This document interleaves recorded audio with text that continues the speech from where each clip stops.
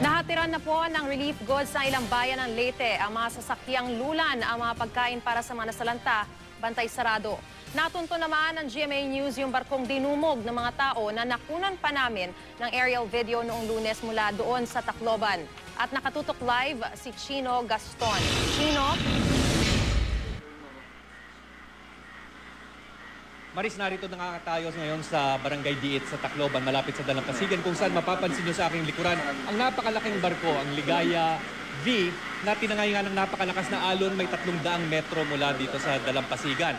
At Maris, mapapansin nyo sa aking paanan ay napakaputi ng lupa mula dito sa harapan ng barko hanggang doon sa likuran, maging sa palibot nito. Ito yung mga nasayang na bigas, Maris, na natapon nga ng looban nito ng mga residente dahil desperado na sila at wala silang makain noong Lunes. Ito rin yung barko, Maris, na nakunan ng GMA News sa kanilang pag-iikot sa Himpapawid noong Lunes, kung saan nakikita napakaraming tao ang umakyat dito sa barko at kinarga itong mga sako ng bigas at pinagtatapon nga dito sa mga naghihintay nilang mga kasamahan sa kalupaan.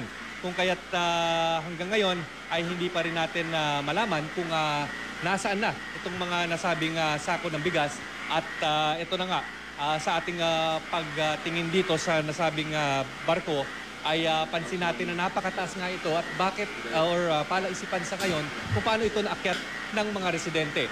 Katunayan, Maris, yung mga residente dito ay desperado na rin, no? Kasi nawasak nga ang napakarami nilang mga kabahayan at wala na rin silang makain dahil isipin na lang natin yung napakalakas na alon na nagbitbit itong napakalaking barko dito sa kalupaan na siya ring bumasak, no? Nagwasak sa kanilang mga kabahayan. Kung kaya sa katunayan, may mga ibang tayong mga kababayan na nadatnan kanina doon sa highway at tumulong sa pagbitbit ng mga gamit natin dito papunta dito sa may barko dahil medyo may kalayuan ito mula sa main highway. At hanggang ngayon, sinasabi nila na nilooban lang talaga nila yung barko dahil wala na sila talagang makain ng mga panahon na yon. At sa ngayon ay wala pa rin daw tulong na dumadating mula sa government at wala pang relief goods na dumadating dito sa Barangay Diit. At sa mantala, nabigyan tayo ng pagkakataon, Maris, kanina na sumama dito sa relief efforts ng gobyerno.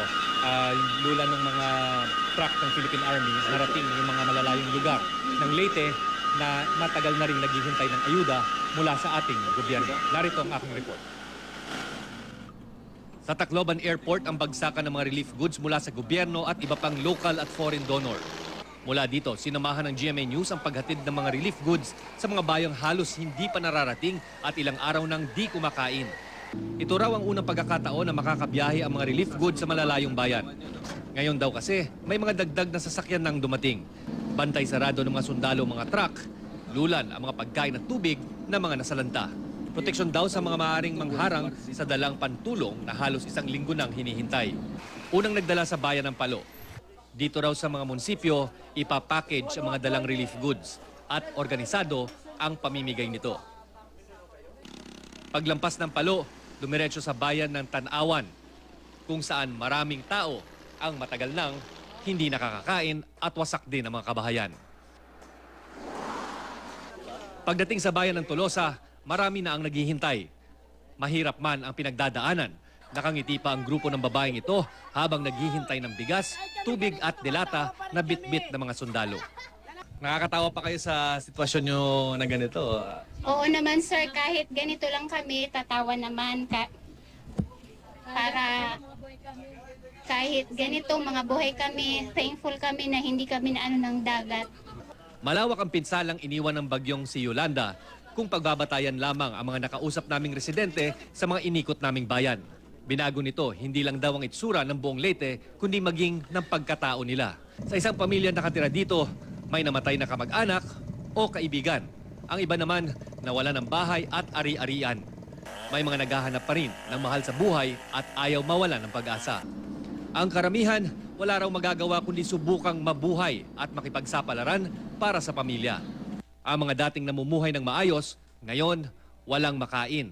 Ayon sa mga otoridad, may mga tagalabas na dumadayo para samantalahin ang pagkakataon.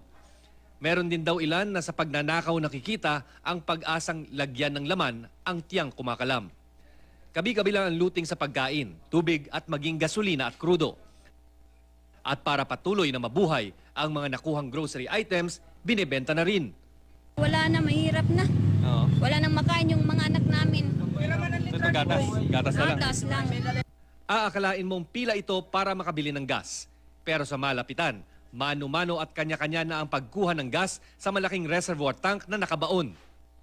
May mga maliliit na tubo gaya nito na tinakpan lamang sa dulo para magsilbing salukan.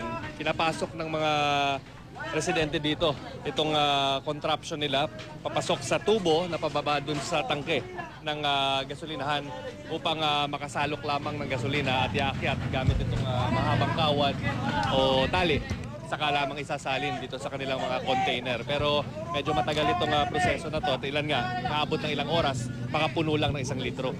Although bawal ito, pero wala tayong magagawa. Talagang walang supply ng gasolina dito sa amin. Pero nabibili dito, kahapon may natanong ako ang isang jug ng 4,500 ng gasoline.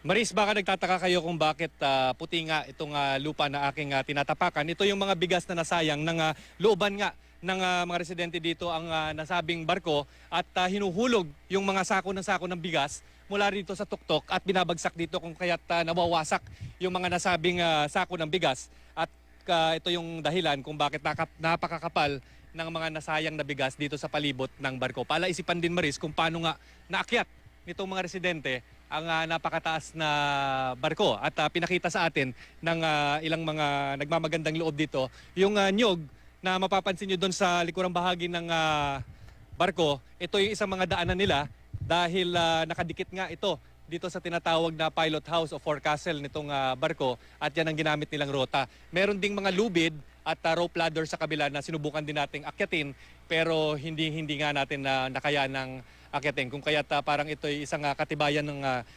determinasyon ng mga tao na makakuha ng pagkain. At sa ngayon, sinasabi rin ng mga residente dito na wala pa rin tulong na nakakarating mula sa gobyerno. At palaisipan din pala, Maris, kung ano nangyari dito sa crew ng nasabing barko at kung nabisita na ba ito ng may-ari. Sa ngayon, humihingi ng tulong pa rin yung mga residente dito at bukod dun sa pagkain at tubig inumin at yung kanilang shelter na wala na nga, sa ngayon ay humihingi din sila ng tulong sa seguridad. Dahil, Maris, na ilang araw na nandito tayo ngayon nandito tayo sa Tacloban ay pansin natin yung panakanakang putok tuwing gabi dito sa kahabaan ng dalampasigan ng Tacloban at sa katunayan kagabi may nakita pa tayong flare na umilaw sa kalangitan na nagmula raw sa puwersa ng gobyerno kung kaya't sinasabing nagtataboy ito o tinataboy nila yung mga masasamang loob na pumapasok mula sa karagatan para looban ng mga bahay ng nasira at nakawan ng pagkain ang mga residente. Maris. Maraming salamat at ingat kayo dyan, Chino Gaston.